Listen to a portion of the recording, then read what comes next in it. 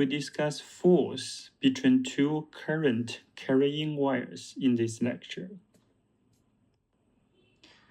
Consider two long straight parallel wires separated by distance d and carrying currents I1 and I2 in the same direction. What would be the force between those two wires?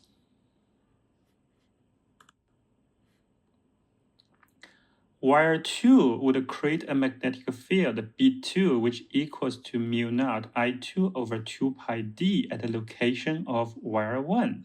So the force acting on wire 1 from wire 2 would be given by I1, length of wire 1 L, magnitude of B2 created at wire 1 B2, F1 equals I1 L B2. Put everything together, we find the force on wire 1 is mu naught I1 times I2 divided by 2 pi d times the length of wire 1.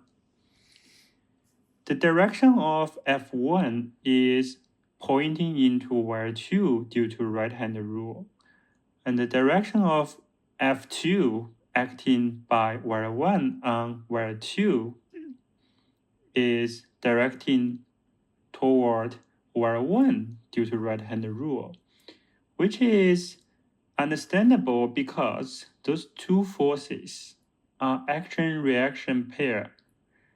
So they have to have the equal magnitude and opposite direction. Parallel conductors carrying currents in the same direction attract each other, and the parallel conductors carrying currents in the opposite direction repel each other. Because the magnitude of forces are the same on both wires, the magnitude of the magnetic force between the wires can be simply write as Fb.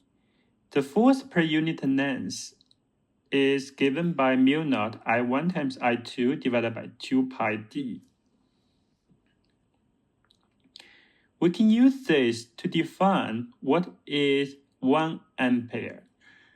Since it's difficult to measure the amount of charges passing through, and it's relatively simple to measure forces, so 1 amp was defined as the magnitude of the force per unit length between two non-parallel wires that are carrying identical currents are separated by 1 meter is 2 times 10 to the negative 7 Newton per meter.